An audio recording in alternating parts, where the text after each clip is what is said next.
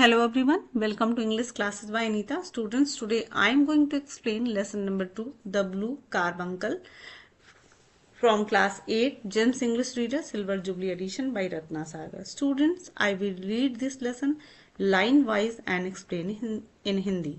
So students, be with me and get ready for understanding. Students, the following extract is adopted from Sherlock Holmes mystery The Adventure of the Blue Carbuncle by the Sir Arthur Conan Doyle। तो ये Arthur Conan dial द्वारा ये story लिखी गई है और उन्होंने इस स्टोरी को लिखने के लिए उन्होंने the adventure of the blue carbuncle जिसको कि शर्लक होम्स ने लिखा था उनके नॉवल से एक छोटा सा अंश उठाया और उन्होंने एक स्टोरी के रूप में इसको लिखा है। The story begins when the narrator doctor Watson visit his good friend and detective Sherlock Holmes. तो ये स्टोरी तब शुरू होती है जब डॉक्टर वॉटसन एक अपने अच्छे दोस्त जो जासूस हैं शर्लक होम्स से मिलने जाते हैं। The detective famous approach that was logic and deduction. तो जो ये फेमस डिटेक्टिव हैं शर्लक होम्स, ये हमेशा अपने जाने पहचाना जो उनका तरीका है वो हर चीज को वो लॉजिकली देखते हैं। तो जो उनका जो खोजने का तरीका है वो क्या करते हैं, एक अपने क्राइम मतलब किसी एक क्राइम को सॉल्व करने की कोशिश कर रहे होते हैं, तब ये प्ले स्टार्ट होता है। तो चलिए, I called on my friend Sherlock Holmes on the second morning after Christmas. तो कॉल्ड ऑन का मतलब होता है पे विजिट। तो ये जो डॉक्टर वॉटसन है वो अपने फ्रेंड शर्लक होम्स के पास मिलने जाते हैं क्रिसमस के दूसरे सुबह। He was sitting on the sofa in a brown dressing gown. और वो सोफे पे बैठे होते हैं, यानी कि शर्लक होम्स एक सोफे पे बैठे होते हैं और उन्होंने ब्राउन कलर की ड्रेस गाउन पहन रखी थी। होल्डिंग अ पाइप, एक पाइप उन्होंने ले रखा है, यानी कि सिगार पी रहे होते हैं। With a pile of crumbled morning papers eight hand. और उनके हाथों में कुछ मुड़े तुड़े पेपर होते हैं जो सुबह का पेपर होता है, न्यूज़पेपर होता है। Beside the couch was a wooden chair. और काउच का मतलब होता है एक कंफर्टेबल जैसे आरामदायक सोफा जिसको कहते हैं, जिसपे हम लेट भी सकते हैं, बैठ भी सकते हैं। तो उनके बगल में एक सोफा होता है, वॉज अ वुडन, यानी कि उनके काउच के बगल में एक वुडन चेयर होता है, लकड़ी की कुर्सी होती है। On the back of the chair hung a dirty वोन हार्ड फेल्ट हैट। तो उनके जो पीछे एक कुर्सी है जिसपे एक हैट टंगी हुई है, फेल्ट हैट टंगी हुई है जो कि गंदी है और बहुत घिसी पिटियोन मतलब घिसा पिटा है और थोड़ा सख्त भी है। A lens and forcep lay upon the seat of the chair. A lens and the forcep, यानी कि एक लेंस जो आप जानते हो, देखते हो जासूस लोग अपने हाथ में लेंस लेके कोई चीजों को देखते हैं, तो वो लेंस है वहां पे। और एक फोर्सेप यानी कि चिमटी टाइप का कुछ होता है। तो वो लेंस और फोर्सेप कहाँ पे पड़ा है, उस चेयर की सीट पे पड़ा हुआ है।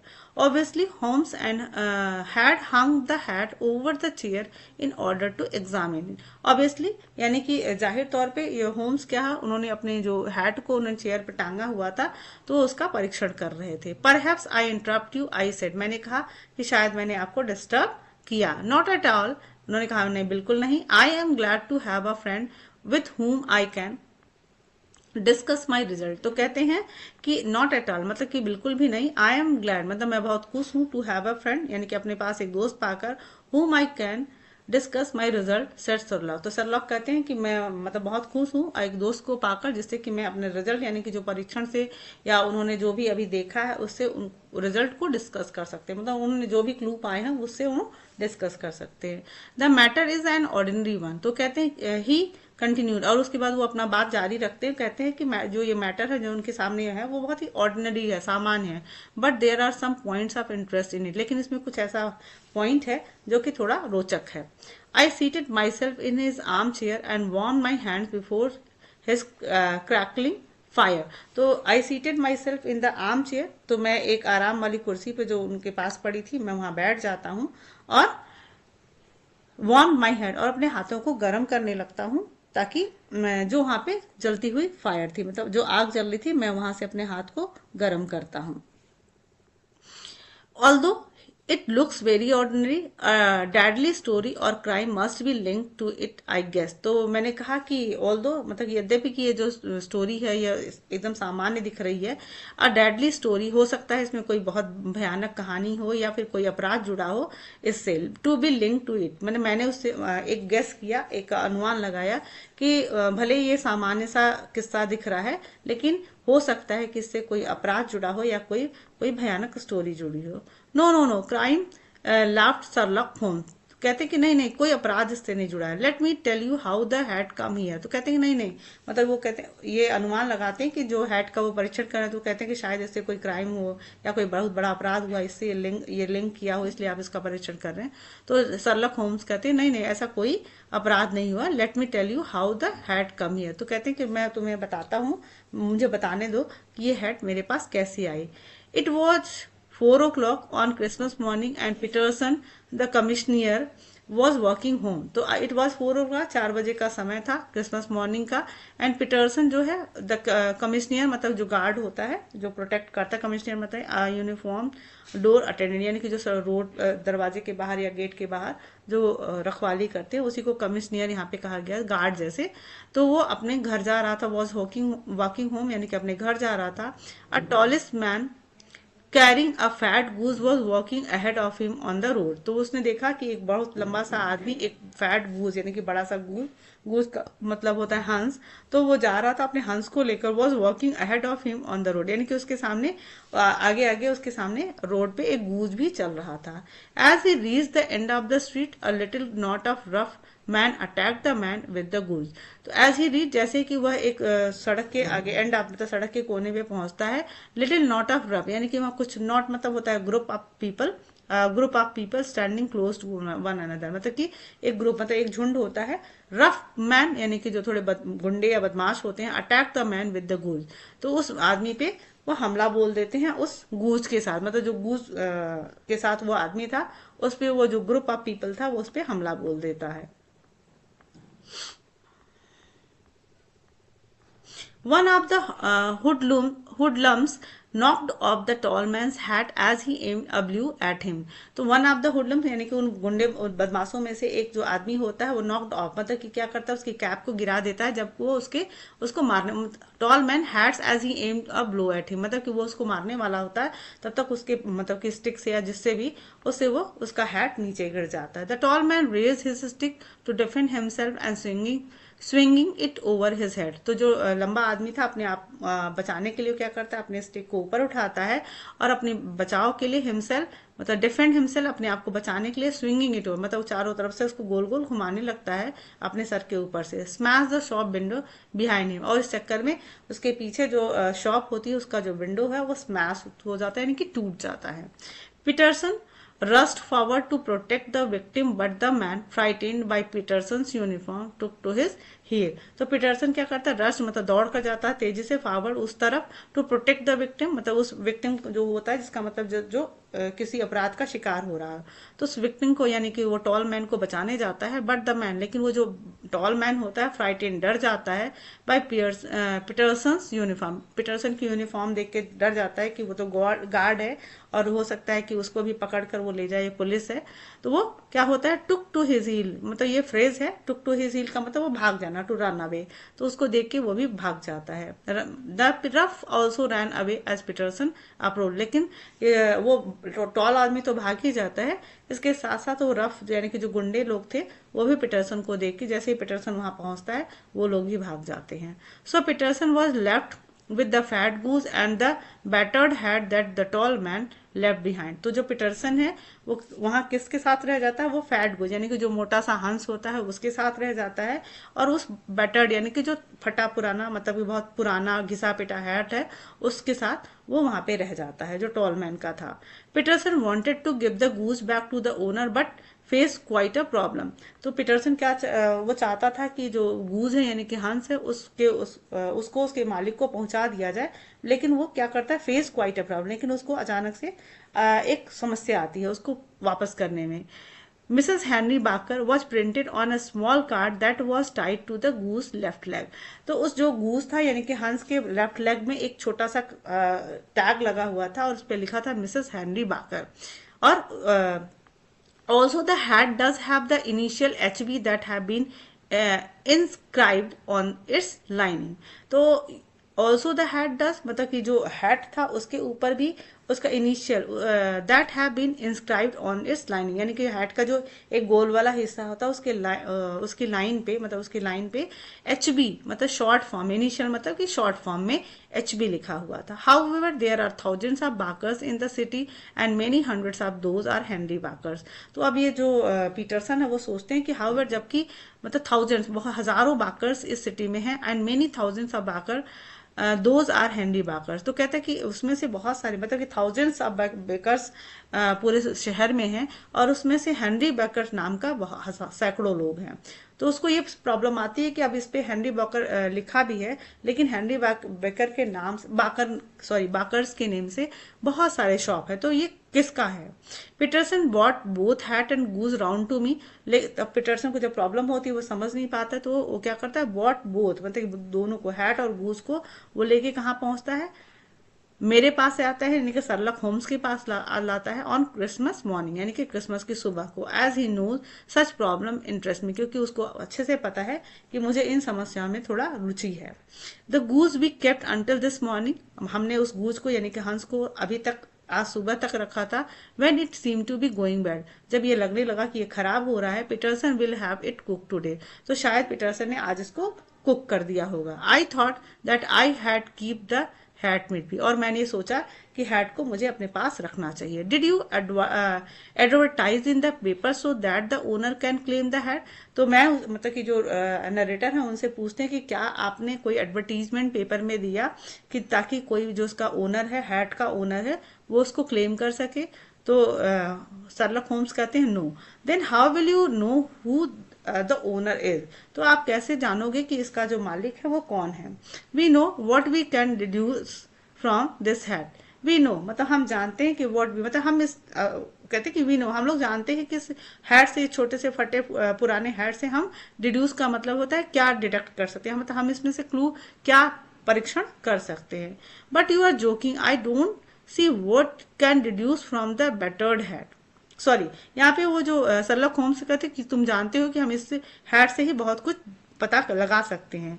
तो but you are joking, I don't see what you can deduce from this battered hat. तो मैं यानी कि जो डॉक्टर मिलने गए हैं वो कहते हैं कि तुम मजाक कर रहे हो. आई डोंट सी मतलब मुझे ऐसा बिल्कुल नहीं लगता कि व्हाट यू कैन, मतलब कि तुम इस बेटर्ड, इस फटे पुराने या फिर इतने घिसे पिटे हैट से तुम क्या जांच पड़ताल कर सकते हो.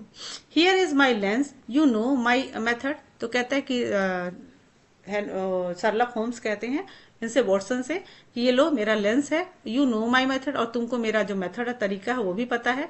What can you gather about the man who owns this hat. तो तुम इस हैट को देखो और तुम क्या नॉलेज, इस मतलब क्या तुम इससे जानकारी निकाल सकते हो, इसको जो इसका मालिक, मतलब इस हैट से उसके मालिक के बारे में कुछ पता लगाने की कोशिश करो.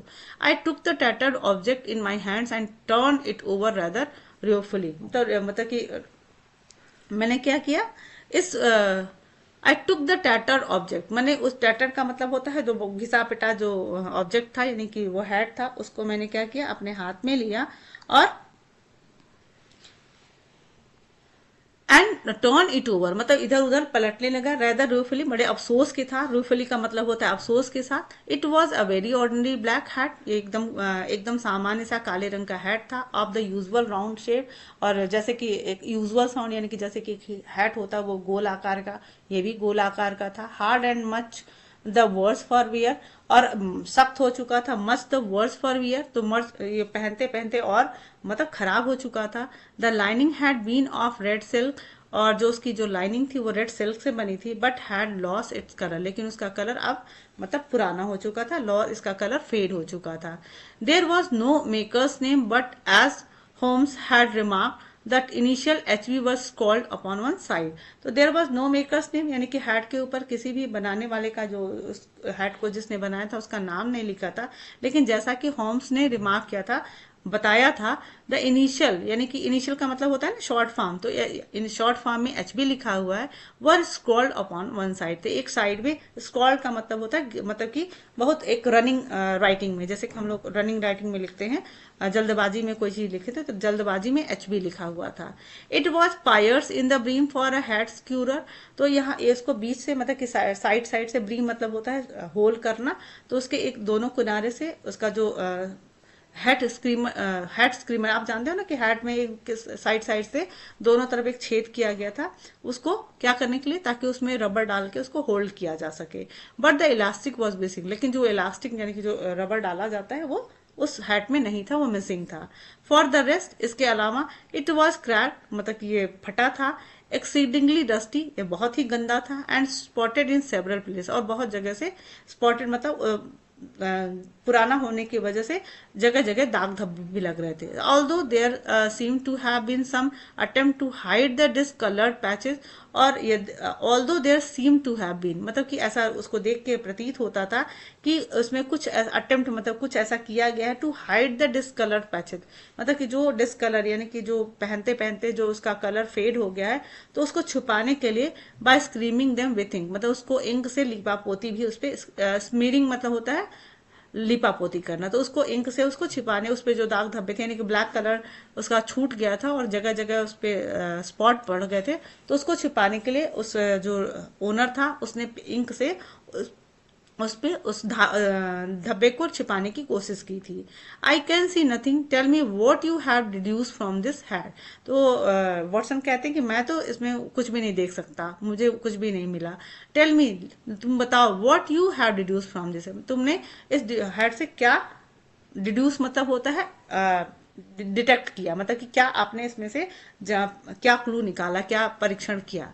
Holmes look thoughtfully at the hat and said, और जब उसके बाद होम्स उस हैट को देख के बड़ी विचार मग्न हो जाते हैं, और उसके बाद वो कहते हैं the man leads a sedentary life and is quite clever. Sedentary मतलब होता है बहुत ही lonely life style with hardly any physical activity, मतलब कि जो ये पर्सन है जिसका ये कैप है, जिस मालिक है, वो सेडेंट्री लाइफ जीता है, यानी कि अब वो ज्यादा फिजिकल एक्टिविटी नहीं कर रहा होगा। The man leads a sedentary life, यानी कि वो बहुत ही फिजिकल एक्टिविटी नहीं करता होगा, एंड इज क्वाइट क्लेवर, और थोड़ा चालाक भी होगा। His middle age and is not good physical condition, वह एक मिडिल एज का पर्सन है, यानी कि वो थोड़ा मध्यम एज का है, और उसका जो कंडीशन है फिजिकल यानी कि शारीरिक जो स्थिति है वो बहुत अच्छी नहीं है। हिज हेयर इज ग्रे, उसका जो बाल है वो भूरा है, and he puts lime cream in it, और उसमें हेयर ग्रे है का मतलब उसके बाल थोड़े सफेद हैं। And he puts lime cream in, और वो अपने बालों में लाइम क्रीम लगाता है। He was rich but is now no longer so, वो पहले धनी हुआ करता था लेकिन अभी वो नहीं है। Holmes had a few other such details about the man, और होम्स के पास और भी बहुत सारे डिटेल्स उस हैट को देखकर उस आदमी के बारे में थे। आई वॉज अस्टॉन्ड, मैं बहुत आश्चर्यचकित था। I must be very stupid, मतलब कहते कि मैं तो बहुत बड़ा मूर्ख हूँ। Holmes for I am quite unable to follow you, मतलब कहता है कि मैं ये जो सरलक के जो फ्रेंड है जो स्टोरी लिख रहा है यानी कि नरेटर, वो कहते हैं कि मैं तुम्हारे साथ ही काम करता हूँ, आई मस्ट बी वेरी स्टूपिड, लेकिन मैं मूर्ख हूँ क्योंकि मैं तुम्हारी जो भी तुम एक्टिव जांच पड़ताल करते हो, मैं तुमको मैं फॉलो नहीं करता, मैं I am quite unable to follow you, मतलब कि मैं तुमको तुम्हारी तरह से काम नहीं कर पाता हूँ। For example, how did you deduce that he is clever from his hat, अब यह पूछते हैं वॉटसन पूछते हैं कि तुम कैसे जाने कि वो जो जिसका हैट है, जो हैट का मालिक है, वो चालाक होगा, बुद्धिमान होगा। Well the hat is very large so he must some brain, तो शर्लक होम्स कहते हैं कि ये हैट बहुत बड़ी है, so he must have some brain, क्योंकि उसका सर भी बड़ा होगा यानी कि उसके पास दिमाग होगा। How do you know he was grey hair and uses lime cream, और तुम मतलब कि वॉटसन पूछते हैं कि तुम ये कैसे जानते हो कि उसके जो बाल है वो सफेद है और वो लाइम क्रीम यूज करता है। There is some fine grey hair on the lining of the hat, therefore his hair must be grey. तो कहते हैं कि there is some fine grey, मतलब कि उस जो कैप है, हैट है, उसकी जो लाइनिंग है यानी कि जिसमें पहना जाता है उसके जो नीले चौड़ा सा हिस्सा निकला होता है, उस लाइनिंग पे मुझे कुछ ग्रे हेयर मिले, and his hair must be grey, sorry, there is some fine gray hair on the lining of the hat, therefore his hair must be grey, तो कहते हैं कि उस हैट की लाइनिंग में मुझे ग्रे हेयर मिले इसलिए उसका बाल क्या होना चाहिए, ग्रे होना चाहिए। There is a fine whiff of lime from the hat and so he must use lime cream. तो there is a fine whiff मतलब कि हल्का फुल्का जो विफ मतलब होता है स्मेल, तो वो स्मेल आ रही है लाइम क्रीम की फ्रॉम द हैट, यानी कि जो बाई चांस अगर हम परफ्यूम लगाते हैं तो हमारे कपड़े में वो परफ्यूम की स्मेल रह जाती है, इसी तरीके से वो लाइम क्रीम की जो स्मेल है उस कैप में थोड़ी थोड़ी हैट में रह गई है, तो कहते हैं कि इसलिए मैं कह सकता हूँ कि वो लाइम क्रीम यूज करना चाहिए उसको। Holmes had a logical explanation for each of his deduction. तो वॉटसन कहते हैं कि होम्स के पास सारे व्याख्या थी, एक्सप्लेनेशन था, उन्होंने जो भी परीक्षण किया था, मतलब उन्होंने सारी चीजों को तर्क के साथ सिद्ध किया था कि उन्होंने क्या क्या इस हैट को देखकर जाना है। While Sherlock homes and I were talking, और अभी जब हमारा शर्लॉक होम्स और मैं बात कर रहा था, पीटरसन रस इनटू द, पीटरसन जो है दौड़ते हुए कमरे में आता है। He showed us a beautiful blue diamond that his wife had found in the goose. तो वो हमें एक ब्यूटीफुल ब्लू कलर का डायमंड, सुंदर सा ब्लू डायमंड दिखाता है जिसको कि उसकी पत्नी को गूज से मिला, यानी कि गूज के पेट से मिला। शर्लॉक होम्स इमीडिएटली रिकॉग्नाइज, और शर्लॉक होम्स तुरंत ही इसको पहचान जाते हैं, it as the beautiful gem, क्योंकि ये एक सुंदर ही जेम था, स्टोन था, जिसको जेम्स का मतलब होता है precious stone, that had recently been in the news, जिसको कि अभी भी जल्दी ही उन्होंने इसको न्यूज में पढ़ा था, यानी कि वो पहचान जाते हैं कि ये वही वाला जेम है जिसको कि उन्होंने अभी न्यूज में जल्दी ही पढ़ा था इसके बारे में। Holmes recall reading about the theft, और उसके बाद से होम्स उसको याद करने लगते, रिकॉल मतलब रिमेंबर करने लगते, मेक रिमेंबर, तो वो याद करने लगते हैं अबाउट रीडिंग, यानी कि उन्होंने उस चोर के बारे में क्या पढ़ा था, चोरी के बारे में क्या पढ़ा था। It had been stolen from the countess of Morcar while she was staying in the hotel cosmopolitan.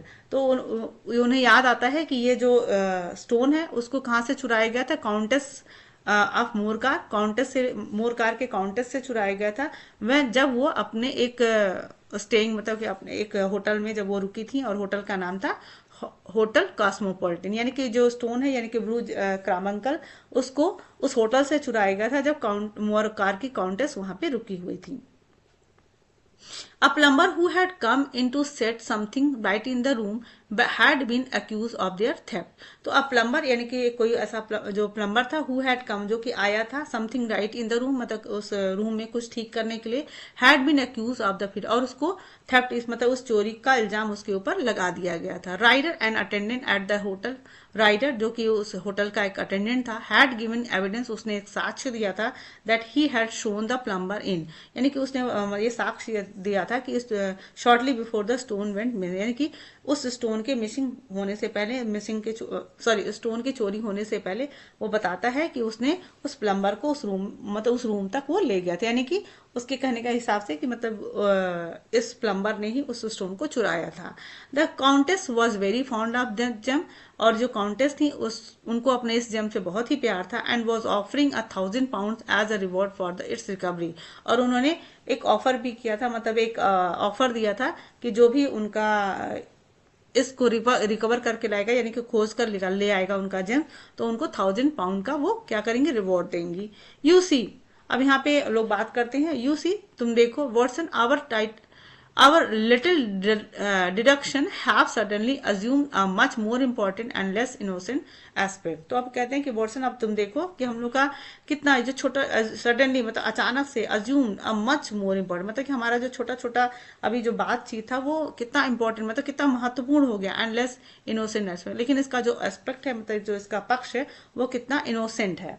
Set Holmes thoughtfully, मतलब वो अपने विचारों में खोते हुए कहते हैं, the question for us to solve now is the sequence of events leading from a rifle jewel case at one to the crop of a goose in the Tottenham Court Road at the other. तो कहते हैं कि अब हमारे पास जो question है, the question for us to solve, मतलब अब हमारे पास एक ऐसा प्रश्न है जिस पहेली को सॉल्व करने का, वो क्या है कि अब हमें उस सीक्वेंस मतलब इन घटनाओं को एक क्रमबद्ध करना होगा, लीडिंग फ्रॉम अ रिफर, मतलब कि वहां से शुरू करना पड़ेगा, मतलब इसके क्रम को हमको वहां से शुरू करना पड़ेगा जहां से राइफल जेम ज्वेल केस, मतलब कि जहां से वो ज्वेल केस गायब हुआ, at one to the crop of a goose, यानी कि और जहां से उस गूज को मतलब क्रॉप किया जाता है, यानी कि क्रॉप का मतलब होता है फसल उगाना, लेकिन यहाँ पे गूज के को मतलब जो उसको पाला पोसा जाता है ताकि उसको बेचा जा सके, तो हमको वहां तक पहुंचना होगा in Tottenham Court Road at the other, मतलब कि वो टॉटनहम कोर्ट रोड है जहां से ये गूज मिलता है। The first step Holmes took was to place the following advertisement in the paper. तो सबसे पहला जो होम्स उन्होंने जो पहला स्टेप लिया, उन्होंने ये किया कि उन्होंने एक न्यूज पेपर में एक एड दिया, एडवर्टीजमेंट दिया, और वो क्या था, find at the corner of Goodge Street. वो बताते हैं कि हम एक गुडेज स्ट्रीट के कोने पे अ गूज एंड अ ब्लैक हैट, हमको एक गूज मिला है और एक ब्लैक हैट मिली हुई है। Mr Henry Baker can have the same by applying at 6:30, मतलब कि जो मिस्टर हेनरी बैकर इसके जो ओनर हैं, मतलब उस पे हेनरी बैकर लिखा हुआ था इसलिए कहते हैं कि हेनरी बैकर ही वहां पे हैं, और ये एट 6:30 मतलब 6:30 पे उसको छोड़ा है। This evening at 221 E Baker Street, मतलब कि वो बताते हैं कि उस पे Henry have the same by applying at 60, Mr Henry Baker can have the same, मतलब मिस्टर हेनरी बैकर आकर इसको अप्लाई कर सकते हैं 6:30 पे। दिस इवनिंग एट, मतलब उन्होंने ये पूरा एड्रेस दिया। This brought Baker to Holmes and after a little conversation, उसके बाद से बाकर मतलब कि वो जो उसका मालिक है वो बाकर वहां आता है to Holmes and after a little conversation, Holmes के पास आता है और थोड़ी सी बातचीत के बाद, छोटी सी बातचीत के बाद, इट बिकेम क्वाइट क्लियर, और ये बहुत ही आसान मतलब साफ हो जाता है कि to us that he was innocent, मतलब कि वो व्यक्ति जो है वो बहुत ही इनोसेंट है, मतलब वो उसका कल्प्रिट नहीं है, मतलब उसने कुछ भी नहीं किया। So Holmes gave him a fine goose, तो होम उसको एक अच्छा सा गूज दे देते हैं to replace the one he has lost, send him off very happy and content, मतलब क्योंकि उसके गूज को क्या कर दिया गया था, पका दिया गया था, कुक कर दिया गया था, इसलिए उसकी जगह पे उनको दूसरा एक गूज दे दिया जाता है, रिप्लेस किया जाता है, और उसको भेज दिया जाता है ऑफ वेरी हैप्पी, मतलब वो बहुत खुश होता है और संतुष्ट होता है, मतलब बहुत ही अपना गूज पाकर वो हैप्पी हो जाता है और संतुष्ट हो जाता है। कंटेंट मतलब संतुष्ट होना, सेटिस्फाई होना। The next step was to trace the seller of the goose. अब हमारा जो दूसरा स्टेप था, पहला स्टेप उन्होंने एडवर्टीजमेंट दिया ताकि वो भाकर को अपने पास बुला सके, भाकर आता भी है लेकिन वो इनोसेंट साबित होता है, इसलिए उसको उसके गूज के बदले में उसको दूसरा गूज देके उसको वापस संतुष्ट भेज दिया जाता है। दूसरा स्टेप वो लेते हैं कि सेलर ऑफ गूज, मतलब उस गूज को बेचने वाला जो विक्रेता था उस तक पहुंचा जाए। Some questioning of Mr Baker led us to the seller Mr Breckinridge. तो वो क्या करता है कि जो बाकर से थोड़ा छोटी बड़ी बातचीत हुई थी उससे उनको पता चलता है कि वो उसका जो विक्रेता था वो मिस्टर ब्रैकिन राइट था। अ लिटिल कन्वर्सेशन विथ हिम, और उससे थोड़ी सी छोटी सी बातचीत होने के बाद, and we found Mr Baker's goose for Christmas had come from a lady called Mrs Oakshott from Brixton Road. तो एक छोटी सी बातचीत के बाद, मतलब इस क्या है यार, ब्रिकटिन ब्रिज से बातचीत करने के बाद, अ लिटिल कॉन्वर्सेशन मतलब छोटी सी बातचीत के बाद हमें ये पता चल जाता है कि जो मिस्टर बाकर का जो गूज था वो क्रिसमस की शाम को had come from a lady, एक लेडी से आया था जिसका नाम था Mrs Oakshott from Brixton Road, यानी कि ब्रिक्सटन रोड से वो लेडी का शॉप है और जिसका नाम है मिसेस ओक शॉर्ट, और वहां से उन्होंने खरीदा था। Age homes and I were making plans to contact Mrs. Oakshott, we heard a hubbub near Mr. Breckenridge. तो जब भी अभी हम लोग प्लान कर रहे थे, हम लोग प्लान ये योजना ही बना रहे थे कि मिसेस ओक शॉर्ट से हम मिलेंगे, तो तभी हमें हबब मतलब कि शोर शराबा सुनाई दिया। कहाँ पे? नियर मिस्टर ब्रेकनिज के पास। The goose seller was shaking his fists at a little rat face man who was winning that the goose was his. तो जो गूज सेलर था, यानी कि वहां पे हमें दिखाई देता है कि जो गूज सेलर है, विक्रेता है गूज का, वो शेकिंग हिज फीस मतलब अपनी मुट्ठी को शेक कर रहा, फीस मतलब मुट्ठी और शेकिंग मतलब हिला, अपनी मुट्ठियों को हिला हिला के किसकी तरफ? अ लिटिल रैट फेस, एक चूहे जैसे मतलब फेस वाले आदमी से वो बात कर रहा था, जो कि वो विनिंग मतलब होता है रोना, वो ये रो रहा था, मतलब वो क्लेम कर रहा था कि जो उसका वो गूज था उसका था, मतलब जो गूज मिला है वो उसका है। हाँ, this may save us a visit to a Brixton Road, whispered Holmes and went after the man. तो ये सुनकर, ये शोर शराबा सुनकर, उस आदमी की बात सुन के जो शर्लक होम्स हैं वो कहते हैं कि इस घटना ने हमें बचा लिया, कहाँ से, ब्रिक्सटन रोड जाने से, और हमें अब वो उसके बाद उस आदमी के पास चले जाते हैं, यानी कि उस रैड फेस आदमी के पास चले जाते हैं और वो गूस सेलर के पास जाते हैं। The man it turn out was Ryder, और जब वो आदमी मुड़ता है इनकी तरफ तो वो कौन होता है, राइडर होता है, जो अटेंडेंट ऑफ होटल था। The hotel attendant, he was Mrs Oakshott's brother, और वो मिसेज ओक शॉर्ट का भाई था। She bred geese for the table for her living and had promise Ryder a fine goose for Christmas. तो ये जो okay short है वो राइडर की बहन है, और शी ब्रीड गूज, मतलब वो गूज को पालती, हंसों को पालती हैं, किस लिए, ताकि वो टेबल या मतलब होटल वगैरह में सप्लाई कर सके, मतलब कि उसको बेचने के लिए, उसके फ्लैश के लिए, फॉर लिविंग मतलब अपने जीवन यापन के लिए वो गूज पालती हैं। एंड हैड प्रॉमिस्ड, और उन्होंने अपने भाई को प्रॉमिस किया था, राइडर को प्रॉमिस किया था कि वो उसको एक बहुत ही अच्छा गूज क्रिसमस पर गिफ्ट करेंगी। Ryder who had given evidence against the plumber, और राइडर वही है जिसने कि प्लम्बर के विरुद्ध साक्ष्य दिया था। Was the one who had stolen the gem, तो वो वही है, मतलब उसने कहा था कि जो प्लम्बर है उसने उस जेम्स को चुराया था, लेकिन हुआ क्या था कि वो सचमुच वो राइडर ही था जिसने कि जेम्स को चुराया था। He went to see his sister, वो अब उसके बाद वो क्या करता है, जब वो जेम्स चुराया था उसने क्या किया था, he went to see his sister, वो अपनी बहन से मिलने जाता है with gems in his pocket, उसने चुरा के अपने जेम्स को उसने पॉकेट में रखा था। He put it into the mouth of goose, और उसने क्या किया था, जब अपनी बहन से मिलने गया था तो उस गूज के मुंह में उसको डाल दिया था, मतलब उसके हंस के मुंह में उसने उस स्टोन को डाल दिया था। ही thought that his sister had reserve for him, तो उसने सोचा कि ये जो गूज है, क्योंकि वो बहुत, उन्होंने उसको प्रॉमिस किया कि अच्छा सा गूज देंगी, तो वो सोचा कि ये गूज तो उसके पास ही आने वाला है, तो उसने उस गूज के मुंह में वो स्टोन डाल दिया था। To avoid being caught red handed, इसलिए ताकि वो उस रंगे हाथों ना पकड़ा जाए, इसलिए उसने गूज के पेट में वो स्टोन डाल दिया था। However he got the wrong goose, यद्यपि कि क्या हुआ कि उसको गलत, मतलब कि जो गूज उसको मिलना था जिसमें उसने स्टोन डाला था वो उसे नहीं मिलता है। And the goose that had the gem got sold to Mr Baker through Mr Breckinridge, तो यद्यपि कि क्या होता है कि जो रॉन्ग गूज होता है उसको मिलता है, and that had the gem, जिस गूज के पेट में वो जेम्स था वो किसको, मिस्टर बाकर को बेच दिया जाता है थ्रू मिस्टर ब्रैकन ब्रिज के साथ, मतलब कि ब्रैकन ब्रिज पहले उसको खरीदते हैं, फिर ब्रैकन ब्रिज उसको मिस्टर बाकर को बेच देते हैं।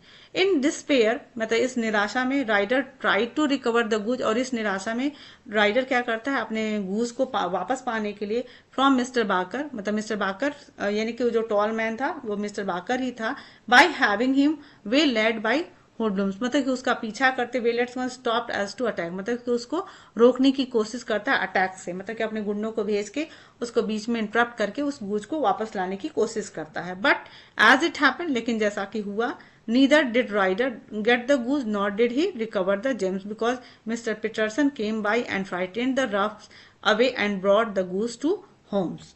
तो यहाँ पे बताते हैं कि writer try to recover the goose, मतलब कि वो राइटर चाहता है, कोशिश करता है कि उन गुंडों को भेज के उस मिस्टर बाकर पे हमला कराए कि वो गूज को वापस कर ले, लेकिन ऐसा होता नहीं है, क्योंकि जो हुआ वो क्या हुआ कि neither did Ryder get the goose, Ryder को गूज नहीं मिलता है, और ना ही वो गूज से वो जेम रिकवर कर पाता है। क्यों? क्योंकि उसी समय मिस्टर पीटरसन वहां आ जाते हैं, और उसके डर के मारे वो जितने गुंडे थे वो भी भाग जाते हैं, और उसके बाद away and brought the goose to home, और उसके बाद वो जो पीटरसन है उस गूज को, हंस को होम्स के पास लेकर आते हैं। तो स्टूडेंट्स, ये स्टोरी इंटरेस्टिंग थी, थोड़ी सी डिटेक्टिव स्टोरी थी, तो आई होप कि आपको अच्छी लगी होगी, और अगर आपको मेरा एक्सप्लेनेशन पसंद आया होगा तो do share with your friends, and very thank you for watching.